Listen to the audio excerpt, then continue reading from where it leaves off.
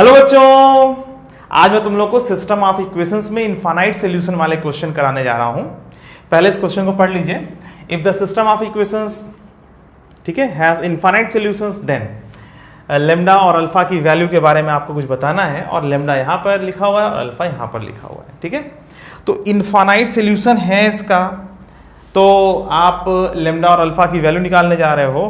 तो सबसे पहले तो ये बताओ कि आखिर ये इनफाइनाइट सॉल्यूशन होता क्या है, इसके बारे में कुछ बता दूं, है ना। चलो अच्छा, तो मैं दो इक्वेशन और दो वेरिएबल ले लेता हूं उसमें, और उससे मैं तुम्हें समझाता हूं, ठीक है। जैसे देखो x plus y is equal to 2 और 2x प्लस 2y बराबर 4।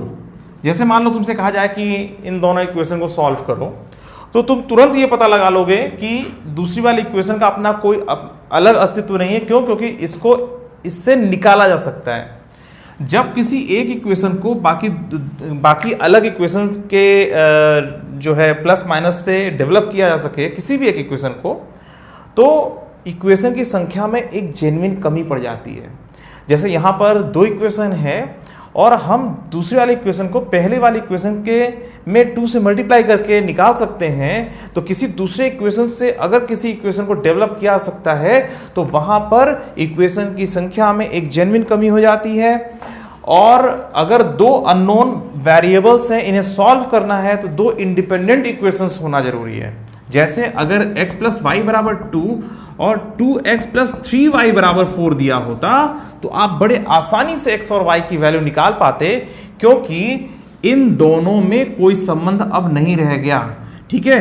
अगर इक्वल के लेफ्ट वाले पार्ट को, इतने पार्ट को अगर इससे डेवलप किया जा सकता है तो फिर इनफाइनाइट सॉल्यूशन या नो सॉल्यूशन हो जाएगा।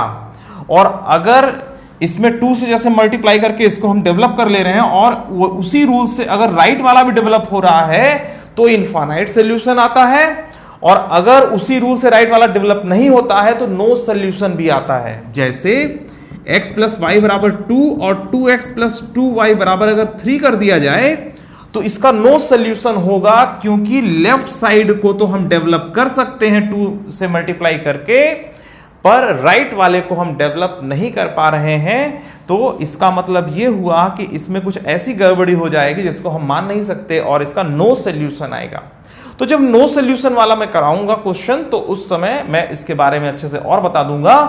पर यह ध्यान रखो, जब कोई संबंध ना हो, किसी एक इक्वेशन से दूसरी इक्वेशन पूरी तरह से न मिल पाए, इक्वल के लेफ्ट साइड वाले में संबंध न आ पाए, तब तो यूनिक सॉल्यूशन होगा, ठीक है। इक्वल के लेफ्ट साइड वाले में अगर कोई संबंध डेवलप ना हो पाए, जैसे यहां पे 2 से मल्टीप्लाई करके इसको हम नहीं डेवलप कर पाएंगे, इसमें 3 से मल्टीप्लाई करके भी हम इसको नहीं पाएंगे, तो जब ऐसी सिचुएशन होती है तो इसका जो डिटर्मिनेंट होता है, इक्वल के लेफ्ट साइड में जो वेरिएबल्स के कोफिशिएंट्स हैं उनसे बनने वाला जो डिटर्मिनेंट होता है वो नॉट इक्वल टू 0 आता है। और जब डिटर्मिनेंट नॉट इक्वल टू 0 करते हैं तो यूनिक सोल्यूशन वाला हम आंसर पाते हैं, ठीक है। मतलब उसमें जो भी अननोन पैरामीटर्स वगैरह निकालना है तो वो निकलता है। तो नॉट इक्वल टू 0 से हम ऐसा करते हैं, मतलब यूनिक सॉल्यूशन वाले क्वेश्चन को सॉल्व करते हैं। इक्वल के लेफ्ट साइड में जो वेरिएबल्स है उनके कोफिशिएंट से बनने वाले डिटर्मिनेंट को नॉट इक्वल टू 0 करना पड़ता है यूनिक सॉल्यूशन में। इनफाइनाइट सॉल्यूशन में क्या होता है, इक्वल के लेफ्ट साइड में जो डिटर्मिनेंट बनता है 1 1 2 2 ये 0 आता है, और 2 4 को भी कहीं पे भी यूज करके रख लो तो भी वो 0 ही आएगा। कहने का मतलब अगर मैं 2 4 को पहले वाले स्थान पर रख दूं, 2 4 और 1 2 कर दूं ऐसा, तो भी ये 0 आएगा। 2 4 को मैं यहां पर भी कर दूंगा, मतलब 1 2 और 2 4 को 1 2 की जगह 2 4 रख रहा हूं तो भी ये 0 ही आएगा। कुल मिलाकर के जब इनफाइनाइट सॉल्यूशन आना होता है तो डिटर्मिनेंट की वैल्यू हमेशा 0 ही आती रहती है। मतलब इक्वल के लेफ्ट साइड वाला जो पार्ट है वो जिस नियम से संबंधित है उसी रूल से राइट वाला भी संबंधित हो जाता है। तो उस समय इक्वेशन की संख्या में एक जेन्युइन कमी पड़ जाती है, ठीक है। तो यहां पर जेन्युइन कमी पड़ गई है, यहां पर जेन्युइन कमी नहीं है। अगर आप देख रहे हो इसमें कि 2 से मल्टीप्लाई करने पर यह डेवलप हो जा रहा है, पर यहां पर 2 से मल्टीप्लाई करने पर यह डेवलप नहीं हो पा रहा है। इक्वल के लेफ्ट साइड वाला तो किसी रूल से, मतलब किसी तरह से संबंधित है, पर उसी तरीके से राइट वाला जब न संबंधित हो जैसे यहाँ पर 2 से मल्टीप्लाई करके हम इसे निकाल सकते हैं, तो उसी रूल से राइट वाला जब डेवलप नहीं हो पाता है तो उस समय इक्वेशन में गड़बड़ी हो जाती है और नो सॉल्यूशन होता है। इसमें आप कोई भी x और y की वैल्यू नहीं निकाल सकते। और जहां तक इस इनफाइनाइट सॉल्यूशन की बात है, इनफाइनाइट सॉल्यूशन में हमेशा इक्वेशन की संख्या में एक जेन्युइन कमी हो जाती है। एक इक्वेशन को पूरी तरीके से दूसरी इक्वेशन से हम निकाल सकते हैं और कहीं पर भी ऐसी कोई गड़बड़ी नहीं होती है कि जो बहुत, जैसे 2 बराबर 0 या 1 बराबर 0 ऐसा जब आने लगता है तो वहां पर नो सॉल्यूशन हो जाता है। जैसे देखो x plus y is equal to 2 और 2x प्लस 2y बराबर 3, मैंने अभी कहा ना ये नो सॉल्यूशन है। अगर आप इसमें 2 से मल्टीप्लाई करो ऊपर वाले में 2x प्लस 2y बराबर 4 और यहाँ पे 2x प्लस 2y बराबर 3, इसमें जब माइनस करोगे तो क्या मिलेगा, 1 बराबर 0 मिलेगा।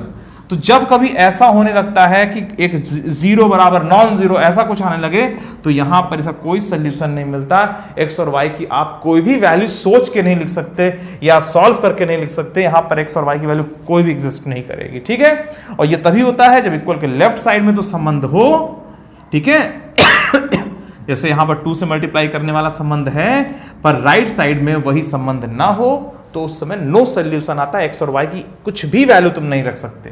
अब रही बात इसकी, इन दोनों को मिला करके हम लिख सकते हैं x प्लस वाई बराबर 2, मतलब दूसरा वाला इक्वेशन पूरी तरह से पहले वाले इक्वेशन से डेवलप किया सकता है। मतलब इक्वल के लेफ्ट साइड वाला पार्ट भी डेवलप किया सकता है और उसी रूल से राइट वाला पार्ट भी डेवलप किया सकता है। तो मतलब ये दो इक्वेशन दिखाई दे रहे पर यहां पर ये दोनों मिलकर के एक इक्वेशन बन जा रही है। इसमें एक किसी एक का अपना कोई अस्तित्व नहीं है, वो दूसरे वाली इक्वेशन से डेवलप की जा सकती है।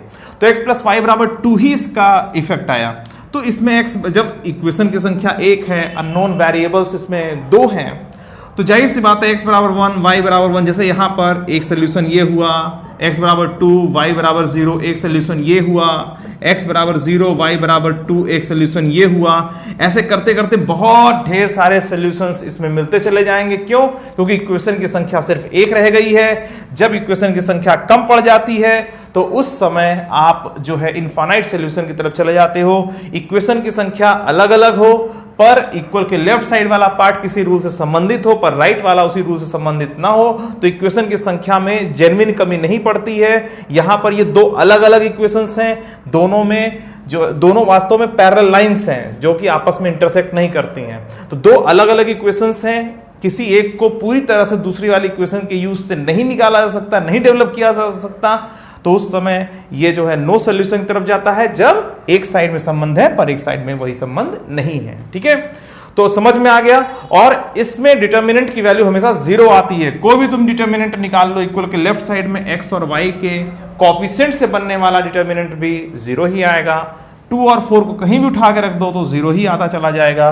तो कुल मिलाकर के जब इनफाइनाइट सॉल्यूशन होता है तो डिटर्मिनेंट को तुरंत 0 कर दिया करो, ठीक है। इतनी सी बात बताने के लिए तुम लोगों को मैंने पूरी बात बता दी सॉल्यूशंस के लिए, ठीक है। तो चलिए मैं अब तुम्हें इसका आंसर निकाल के, इस क्वेश्चन का आंसर निकाल के दिखाता हूं। तो अगर इसका इनफाइनाइट सॉल्यूशन है तो इक्वल के लेफ्ट साइड में x y z के कोएफिशिएंट से बनने वाला जो डिटर्मिनेंट है उसे हम 0 बना देंगे। लैम्डा 2 1 1 1 3 3 1 1 ये डिटर्मिनेंट 0 कर देंगे, ठीक है। और 1 अल्फा 2 को चाहे यहां पे शिफ्ट कर लो, चाहे यहां पे शिफ्ट कर लो, चाहे यहां पे शिफ्ट कर लो, कहीं पर भी रख करके उसे भी 0 कर दो। कुल मिलाकर के जब इनफाइनाइट सॉल्यूशन होता है तो कहीं पर भी इक्वल के राइट वाले नंबर्स को सेट करके, मतलब ये जो पहला वाला कॉलम है यहां पे 1 अल्फा 2 कर दें, चाहे सेकंड वाले कॉलम में 1 अल्फा 2 कर दें, चाहे थर्ड वाले कॉलम में 1 अल्फा 2 कर दें, उसको भी 0 ही आना पड़ेगा। तो मेरे ख्याल से पहले वाली जगह पर इसको जो है पहली वाली जगह पर जहां पर लैम्डा लिखा हुआ है वहां पे रखना ज्यादा आसान लग रहा है। तुम कहीं पे भी रख दोगे आंसर एक ही आएगा, ठीक है। तो 1 अल्फा 2 और बाकी 2 1 1 और 1 3 1 ये 0 कर दोगे, ठीक है। और तुम चाहते तो 1 अल्फा 2 को तुम यहां पर शिफ्ट कर देते। मैंने क्या किया, इस पूरे में 1 अल्फा 2 को यहां पे रखा, बाकी सब वही है। 1 अल्फा 2 को मैं यहां रख देता तो भी मेरा आंसर वही आता, इक्वल टू 0 कर देता। तो जब इनफाइनाइट सॉल्यूशन रहा करे तो डिटर्मिनेंट को 0 करते चले जाया करो। जैसे देखो x प्लस वाई बराबर 2 और 2x प्लस 2y बराबर 4 जो मैंने कहा था, 1 1 2 2 करोगे तो भी 0 आएगा। 2 4 को अगर मैं इस यहाँ पर मतलब 2 4 को यहाँ पर सेट कर दूँ या सेकेंड वाले कॉलम में सेट कर दूँ तो भी 0 ही आएगा। 1 2 2 4 देखो ये भी 0 आएगा, ठीक है।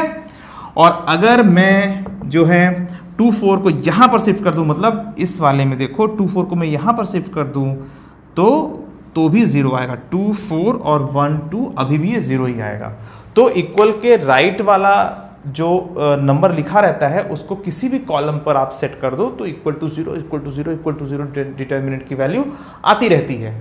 और इक्वल के लेफ्ट वाले में जो अननोन वेरिएबल्स हैं उनके जो कोफिशिएंट्स हैं, है ना, उनसे बनने वाला डिटर्मिनेंट तो ऑटोमेटिक 0 ही होता है। तो ये काम आपको करना पड़ेगा जो है इनफाइनाइट सॉल्यूशन के लिए। अब इन दोनों को इक्वल टू 0 करके सॉल्व कर लोगे, कोई बड़ी बात नहीं है, आसानी से अब आंसर आ जाएगा, ठीक है। चलो मैं सॉल्व कर देता हूं। तो यहां पर कितना आएगा, लैम्डा 1 माइनस 3 माइनस 2 1 माइनस 9 और प्लस 1 और 1 माइनस 3 बराबर 0 और लैम्डा इंटू -2 और यहाँ पे कितना -8 प्लस 16, ठीक है। और यहाँ पे -2 बराबर 0 -2 lambda is equal to -14 lambda is equal to 7।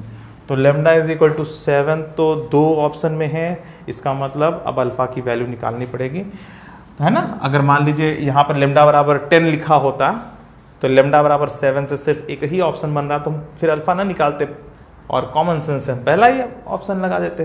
पर यहाँ पे lambda is equal to 7 2 option में है तो इसका मतलब अभी अल्फा की वैल्यू और अभी निकालनी ज़रूरी है।